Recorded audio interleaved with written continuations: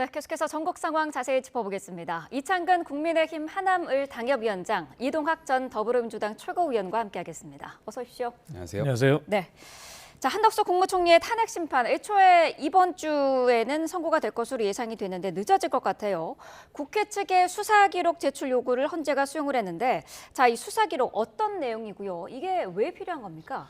우선 12월 3일 계엄 당시에 그 전엔 계엄 선포를 하기 이전에 열렸다고 했던 그 회의, 국무회의인지 아닌지 잘 모르겠지만 거기에 참석했던 이 장관들, 이분들의 증언을 지금 이 헌재로부터 요청해가지고 그걸 다시 확인해야겠다는 겁니다. 왜 네. 그러냐면 한덕수 국무총리가 당시 국무회의에서, 국무회의가 아니라고 저희는 주장하고 있지만 어쨌든 그 회의에서 이 계엄을 만류하기 위해서 자기가 노력을 했다라고 이제 증언을 하지 않았습니까? 그러면 실제 그런 행위들이 종합적으로 장관들의 어떤 이 검찰 조서에도 이런 내용들이 다 들어있는지 이런 네. 여부를 좀 확인하기 위한 것이고요. 내란에 동조하지 않았다는 증거나 이런 것들을 명확하게 좀 찾아보기 위한 것입니다. 그렇기 때문에 이것이 필요하다고 이 국회 측에서 요청을 한 것이고 네. 헌법재판소에서는 이거를 이제 받아들여야겠다고 생각을 해서 아마도 조금 탄핵 심판이나 이런 것들이 조금 좀 지연되지 않을까 싶습니다. 네.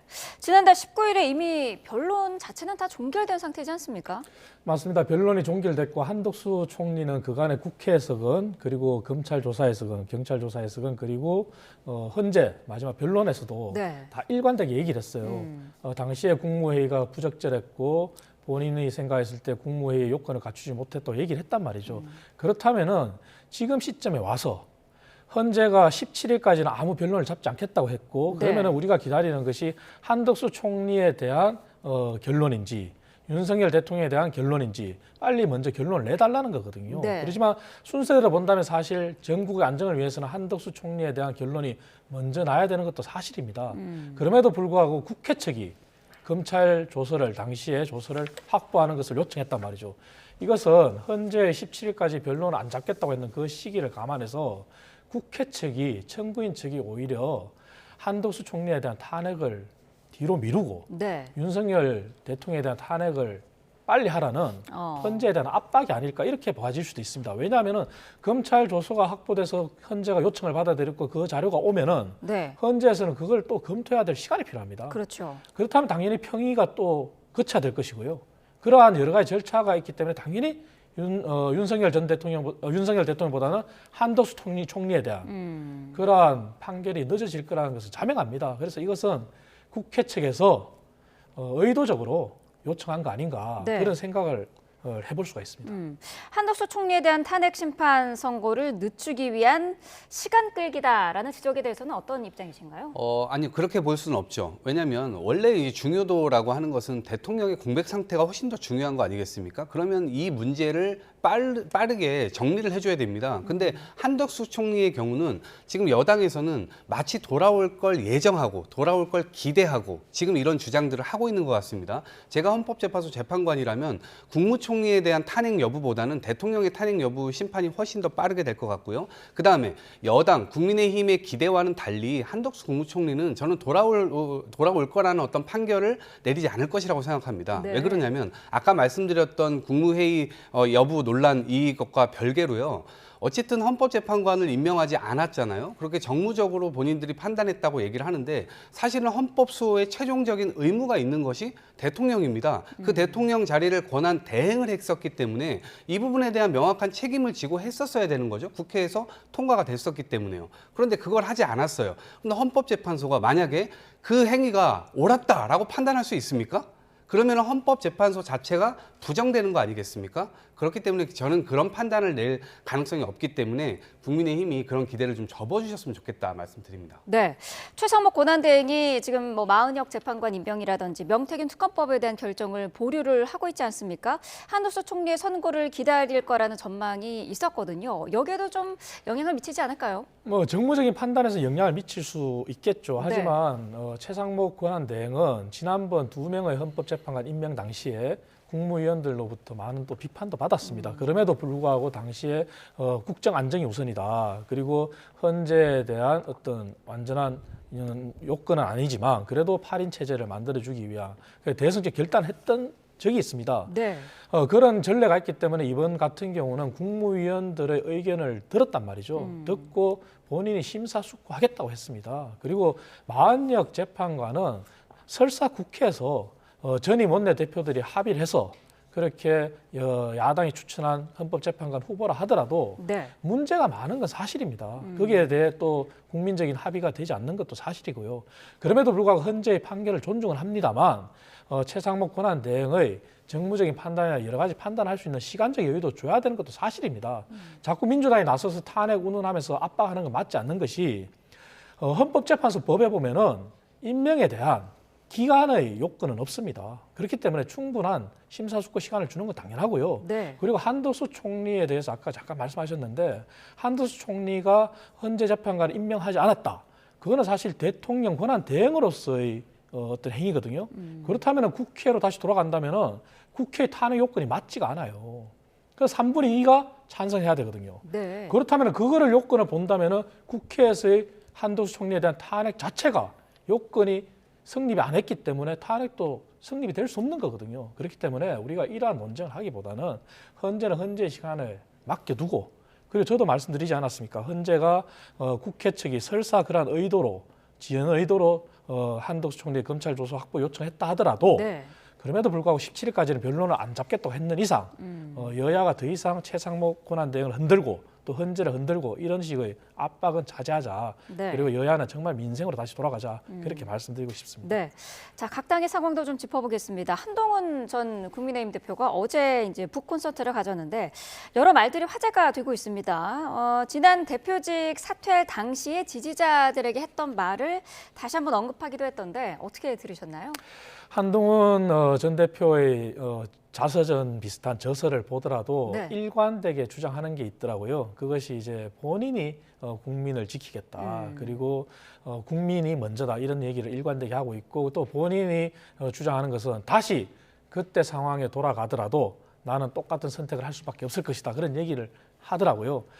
그럼에도 불구하고 이번 북 콘서트가 개인적인 판단에서는 한동훈 대표가 당연히 대선이 이루어질 거라고 생각하고 대선 주자로서 뛰기 위해서 정치 복귀를 했다고 봅니다. 네. 그럼에도 불구하고 절반의 성공이라고 저는 평가하고 싶은 것이 당내 여건에 대해서 조금 본인이 조금 더 노력하는 모습이라든지 그러한 것은 부족한 상태에서 책을 출간하고 또 먼저 북 콘서트를 먼저 열었단 말이죠. 네. 본인의 지지자들을 향한 또 한동훈 전 대표의 국민에 향한 마음은 이해하겠으나 그래도 아직까지 국민의힘 소속이고 대선 후보로 만약에 대선이 있다면 나간다면 국민의힘 후보로 나가지 않겠습니까? 네. 그렇다면 당내에 그러한 어떤 제스처나 노력 그러한 것이 같이 선행되거나 오히려 그것이 먼저 전제되고 난 다음에 네. 이러한 행사를 했더라면 하는 그러한 아쉬움은 좀 있습니다. 네. 윤석열 대통령 측이 주장하는 계몽령에 대해서는 반대 의사를 확실히 밝혔습니다. 대통령과 선긋기를 하고 있다 이렇게 볼 수 있을까요? 네, 그러니까 제가 전략적으로도 그렇고 지금 타이밍으로도 그렇고 한동훈 대표가 지금 하고 있는 게 과연 적절한가 저는 의문이 있습니다. 네. 지금 국민의힘은 불이 지금 활활 타고 있는데 옆에서 약간 불장난하고 있는 듯한 느낌인 거예요. 불을 꺼야죠. 그런데 불 끄기 위한 노력이 지금 없는 겁니다. 제가 볼 때는. 그런데 민주당 입장에서야 아유 잘하고 계신다 박수 쳐드릴 수 있지만 실제로 국민의힘 상황에서는 저는 여의치 않을 것이다 봅니다. 네. 왜냐하면 첫 번째로 비상대책위원장으로 처음에 임명이 됐고 당으로 가자마자 했던 이 말이 뭐냐면 국민의 눈높이란 말이었습니다. 당시만 하더라도요. 김건희 여사의 명품백 논란이 엄청나게 커질 때입니다. 그러니까 이 명품백에 대해서 국민의 눈높이에 맞게 처리를 해야 된다라는 거였는데 비상대책위원장 물러날 때까지도 그것이 다 해결도 안 됐습니다. 지금까지도 해결이 안 되고 있습니다. 언행이 잘 이어지지 않습니다. 또 하나는 당대표를 출마할 때 해병대원 특검법 이거 국민의힘이 주도해야 된다라고 얘기를 했습니다. 네. 본인 이 당대표 하는 동안 아무런 것도 지금 해결이 안 됐고 지금까지도 그게 해결이 안 돼 있는 상태입니다. 그러니까 말은 앞서고 행동은 뒤따르지 못하고 계속 이런 상황들이 되다 보니까 지지층도 잃어버리고 또 확장할 수 있는 데에서의 이 중도층도 사실 잃어버린 상태입니다. 그러니까 자기 집이 지금 없는 상태예요. 제가 볼 때는. 그래서 그런 지점에서 지금 타이밍도 안 좋은 상태에서 집엔 불은 났는데 본인 북콘서트하고 파티하고 막 이럴 때입니까? 그러니까 이런 부분들이 아마 국민의힘 지지층으로부터는 대단히 큰 어떤 이 배척을 좀 당하지 않을까 이런 네. 우려를 해봅니다. 당내에서 자신을 견제하는 거에 대해서도 한마디를 했는데 정치는 공통점을 찾는 것이라고 생각한다. 공통점을 찾겠다. 이렇게 자신감을 좀 보였거든요. 어떻게 보셨나요? 그 공통점이라는 게 사실 모두가 다 아는 거 아니겠습니까? 지금 광장에 나가는 그러한 저희 당을 지지하는 분들이건 네. 또 중도층의 지지하는 세력이건 좀 더 직설적으로 얘기했으면 좋았을 거예요. 그 공통점이라는 것은 결국은 윤석열 대통령에 대한 어떤 실망감이 이재명 대표에게서도 볼 수 있지 않습니까? 그 얘기는 독단, 독선, 그리고 불안, 그러한 부분들이잖아요. 그리고 지금 현재 윤 대통령과 저희 당에 대한 지지라기보다는 윤 대통령의 계엄에 대해서 지지하지 않는 그분들은 결국은 뭐 바탕에 깔린 것이 이재명 대표는 안 된다는 논리잖아요. 그러면 그 공통점이 이재명 대표는 안 된다. 왜냐하면 차기에 만약에 대선이 있을 경우에 이재명 대표가 설사 대통령이 된다고 하더라도 네. 그것이 온전한 국민들의 지지를 받을 수 있는 대통령이가 하는 문제는 있잖아요. 그리고 사법 리스크를 그렇게 안고 있는데 2심 결과가 나오고 난 뒤에도 만약에 이재명 대표가 그대로 킵고잉 한다면은 그러면 국민들은 또 불안해할 거잖아요. 네. 그렇다면 그 공통점이라는 게 이재명 대표만큼은 도저히 안 된다 이렇게 직설적으로 얘기하고 왜 그런지를 더 구체적으로 설명한다면은 네. 당내 지지나 보수 우파 아니면 중도층의 지지를 더 받지 않았을까 그런 생각을 해보고요. 그래서 한동훈 대표가 아까 말씀드린 그대로 당내의 그러한 제스처나 그러한 어떤 절차가 생략된 채 이렇게 국민 앞으로 나아갔다면은 네. 이제는 조금 더 직설적인 메시지를 본인이 내야 될 거예요. 이재명 민주당 대표 향해서는 위험한 사람이다. 이렇게 표현을 했더라고요. 어떻게 들으셨나요? 그러니까 이제 본인 스스로를 돌아보지 않고 상대방에 대한 탓만 하는 거, 이거 윤석열 대통령과 거의 지금 닮아 있다고 보거든요. 지금 일단 제가 불이 난 상태라고 얘기를 했는데 최상목 권한대행이 지금 헌법 수호를 제대로 안 하고 있는 지점에 대해서는 어떤 생각을 하고 계시죠? 이런 부분에 대해서는 발언 안 하고 계세요. 그리고 부정선거에 관해서도 마찬가지고요. 지금 이 당 자체가요, 굉장히 극우가 주류화되고 있는 이런 상황입니다. 그 상황에서 본인이 과연 어떻게 당을 바꿀 것인가에 대한 이야기를 하지 못하고 있는 상태입니다. 네. 특히나 전한길 씨가 최근에 굉장히 보수 진영에서 떠오르는 스타가 되지 않았습니까? 그분이 한동훈 대표가 뭔가 개선점을 갖고 왔기 때문에 용서해줘야 된다라는 발언을 했다가 문매를 맞고 다시 후레자식 그 단어를 또 꺼내기도 했습니다. 네. 이게 이런 상황입니다. 그러니까 정상적인 말을 했다가도 문매를 맞으면 다시 돌아가는 그런 상황이거든요. 아마 한동훈 대표 역시도 그동안 정상적인 말을 했다가 돌아간 경우들도 많죠. 아까 명품백 관련해서도 국민의 눈높이 얘기를 했다가 90도 폴더 인사 윤석열 대통령에게 가서 하기도 했고요. 이런 일들이 계속해서 반복되다 보니까 아무리 이재명 대표를 공격한다 하더라도 그 칼이 무딘 칼이 되는 겁니다. 쑤시질 못하는 거예요. 그렇기 때문에 국민들은 이 부분까지 다 지켜보고 있다라는 것이고 더 이상 남 탓하는 정치로는 본인이 선택받기는 어려울 것이다라는 말씀 드립니다. 네. 민주당 상황을 좀 짚어보면 이재명 대표가 어제 한 유튜브 채널에 출연을 했는데요. 여기서 한 발언이 논란이 되고 있습니다. 지난 21대 국회에서 자신의 체포동의안이 가결된 것과 관련해서 비명계 의원들이 검찰과 짜고 한 짓 같다. 이렇게 얘기를 했단 말이죠. 지금 당내 상황이 굉장히 복잡하지 않습니까? 네, 저도 어제 그 영상을 쭉 처음부터 이제 끝까지 한번 봤는데요. 네. 아마도 이재명 대표가 지금 통합 기조로 가고 있는 이 상황에서 그런 말을 한 것은 일종의 약간 저는 찬물이라기보다는 약간 네. 미지근한 물 같은 느낌을 일단 받았습니다. 왜냐하면 어쨌든 본인의 기조에 약간은 반하는 얘기였기 때문에요. 네. 그런데 그거를 처음부터 끝까지 다 들으면 약간 과거를 회상하는 듯한 그런 맥락 속에서 이게 나온 거거든요. 그래서 네. 누군가를 비난할 목적이나 이제 그런 것은 아니었고 앵커의 질문에 답하는 과정에서 이렇게 나온 겁니다. 그래서 그러한 뭐 통합 기조를 깨겠다는 뭐 의지 뭐 이런 것이 아니기 때문에 네. 저는 이런 부분들은 뭐 오늘 하루 정도 논란이 되고 좀 넘어가지 않을까 싶고요. 그다음에 이제 저 역시도 당시에는 이 당 대표가 어찌 보면 잡아가라라고 하는 그런 표결을 당내에 있는 국회의원들이 한 거 아닙니까? 네. 그게 전 당파적인 느낌이라기보다는 정말 당 대표를 잡아가라는 그 판단 자체는 하는 것은 대단히 이 공당으로서는 읽기 어려운 일이다. 그렇기 때문에 이 지지층이나 아니면 당원들의 어떤 비판, 비난 이런 것들은 충분히 받을 법하다라는 생각이고요. 네. 그때 그 부분에 대해서는 사과를 하거나 이런 방향이 있어야 그 통합 기조도 사실은 손을 내밀 때도 손이 서로 맞닿을 수가 있는 것일 텐데 그런 부분은 또 얘기 안 하면서 통합 기조를 저해하는 거 아니냐라고 손가락질하는 것은 또 이것은 또 지지층의 어떤 소구를 받기 어렵겠다는 생각이 들고요. 네. 앞으로 이재명 대표가 관심 있는 분야도 결국에는 그 통합의 정치, 그다음에 연합 정치 이런 걸 겁니다. 그렇기 때문에 앞으로도 그런 행보들은 행동으로 좀 많이 보여주시지 않을까 싶습니다. 그런데 이재명 대표가 책임을 묻겠다라는 표현까지 쓰면서 지금 비명계에서는 앞에서는 웃고 뒤에서는 칼을 꽂는 거 아니냐 이렇게 지금 얘기가 나오고 있거든요. 당연합니다. 이재명 대표의 단적인 모습을 저는 적나라하게 보여준 그러한 방송이라고 봅니다. 왜냐하면 이재명 대표가 우리가 평가할 때 독단적이고 독선적이다. 그리고 불안하다 얘기하지 않습니까? 그리고 언행 일치가 되지 않아요. 그런 모습을 너무나 많이 봤어요. 그렇기 때문에 당연히 통합을 주장하면서 저런 얘기한 거는 저런 얘기가 본인의 진심일 거라 저는 생각합니다. 네. 그리고 수습을 하려고 항상 뒤늦게 제스처를 취하지만 그 수습은 항상 늦어요. 비단 근데 저것은 정치적인 부분만 있는 게 아닙니다. 이재명 대표를 보면 경제적인 부분도 마찬가지예요. 중도로 회귀하겠다고 하면서 성장을 얘기하면서 어떻게 했습니까? 또 한쪽에서 반대하니까 반도체법의 주 52시간 예외를 철회했어요. 상수세법 논하자고 하면서 또 철회했어요. 그리고 또 이제 와서는 K-엔비디아 얘기하면서 모든 국민한테 과실을 나눠주자 그러는데 경제의 경자도 모르는 행위거든요. 네. 이제 와서 얘기하는 게 국부펀드 얘기예요. 그리고 싱가포르의 테마색을 얘기해요. 사실 싱가포르의 테마색과 이재명 대표가 얘기하는 국부펀드, 국민펀드하고는 차원이 다른 겁니다. 국부펀드의 의미를 알고나 얘기하는 건지 국민펀드의 의미를 알고나 얘기하는 건지 정말 의심스러워요. 그러니까 이재명 대표의 모든 행보를 보면은 먼저 지르고 봅니다.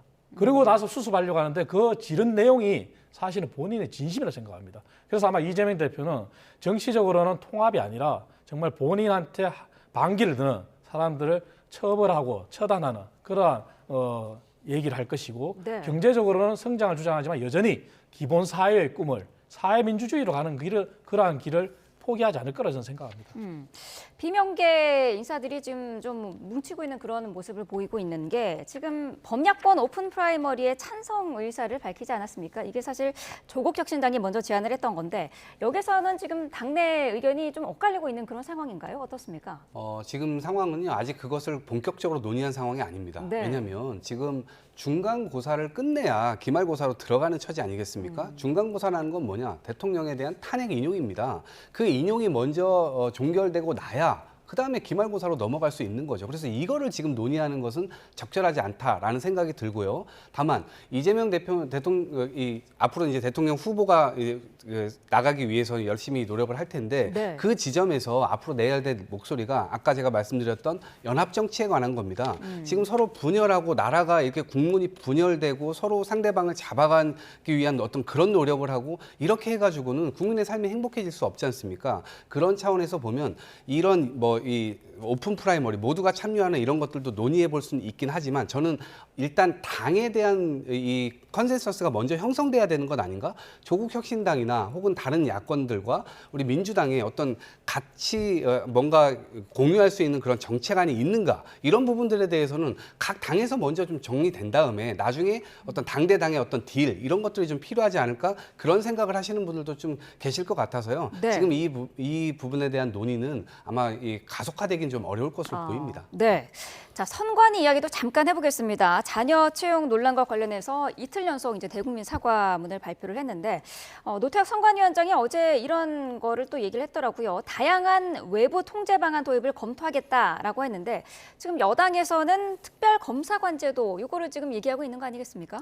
그렇습니다. 선관위가 사실 헌법 기관이라는 이유만으로 감사원의 감사조차도 이제 이거는 위법이다 네. 그렇게 주장하고 있는데 선관위의 행태를 보면은 선관위가 자체 감사를 통해서 채용 비리를 발견한 건은 4건에 불과해요. 하지만 이번에 감사원 감사를 통해서 발견한 건 수가 878건에 달합니다. 그래서 선관위가 또 채용 비리와 관련해서 봤을 때 채용 비리에 가담한 직원은 징계를 하겠다 그래요. 네. 그런데 정작 채용 비리 당사자는 전혀 해당 사항이 없습니다.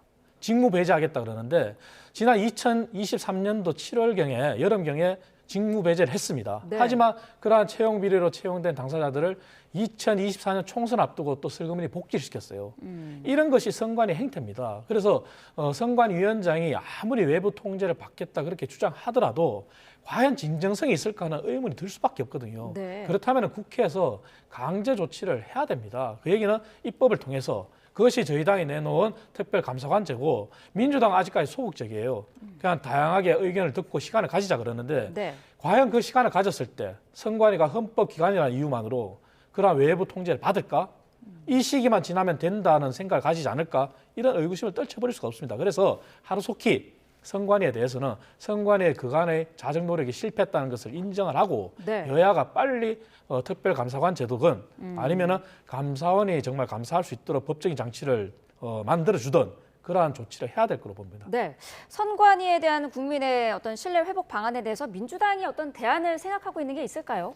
지금은 전 논의해야 된다라고 하는 그런 기류들이 많은데요. 네. 정확한 어떤 지금 안이 나오기는 어려운 상태입니다. 왜 그러냐면 이게 삼권 분립 때문에 그렇습니다. 근데 입법부의 어떤 이 존속 요건도 공정한 선거 관리가 독립적으로 잘 이루어질 때 가능한 겁니다. 그런데 견제할 수 있는 기구가 그동안 없었습니다. 독립적이라는 헌법 기구라는 이유로요. 그렇기 때문에 이게 고일 수밖에 없었고 그 고인물은 결국 썩게 되는 것이죠. 그래서 네. 부정 채용 문제가 어제 오늘 일의 문제가 아니고 몇 년 전에도 지금 거의 1000여 명에 달하는 사람들이 부정 채용으로 됐다. 근데 그들이 제대로 처벌받았는지 안 처벌받았는지 이번의 사례를 보니까 10명이 제대로 처벌 안 받은 거 아닙니까? 다시 슬그머니 돌아오게 됐고요. 그렇기 때문에 이 부분에 대해서는 서로 견제와 균형 이것이 무너지지 않는 선에서 헌법의 테두리를 지키는 선에서 과연 이러한 부정 채용 문제라든가 엇나가지 않는 방법을 모색을 해야 되는데 저는 이 부분이 아까 말씀하셨던 국민의힘에서 특별 감찰관 제도라든가 네. 이런 것들이 법으로 좀 구현이 되거나 혹은 한꺼번에 그냥 아이디어로 쏟아낼 것이 아니고 여야가 함께 논의해가지고 헌법적 권한을 침해하지 않는 선에서의 어떤 기구로서의 견제 장치 이런 것들이 좀 필요하다고 보고 지금 차제에 필요하다면 저는 국회에서 이런 부분에 대한 조사, 국정조사 이런 네. 국정조사 하듯이 이 선관위에 대한 조사도 좀 해볼 수 있지 않을까? 이것이 겉으로 결국 드러내야 국민들의 어떤 지탄이나 이런 것들도 암흑 속에서 이루어지는 것이 아니고 드러내야만 그런 이 치부를 알게 되고 그것에 따른 법 이런 것들을 어떻게 만들어야 될지 전 시간을 좀 두고 이런 것들을 차근차근 좀 해나가야지 설익은 채로 또 내면 나중에 또다시 부작용이 생길 것 같다는 우려가 듭니다. 네, 알겠습니다. 자, 오늘 두 분 말씀을 여기까지 듣도록 하겠습니다. 이창근 국민의힘 하남을 당협위원장, 이동학 전 더불어민주당 최고위원과 함께했습니다. 고맙습니다.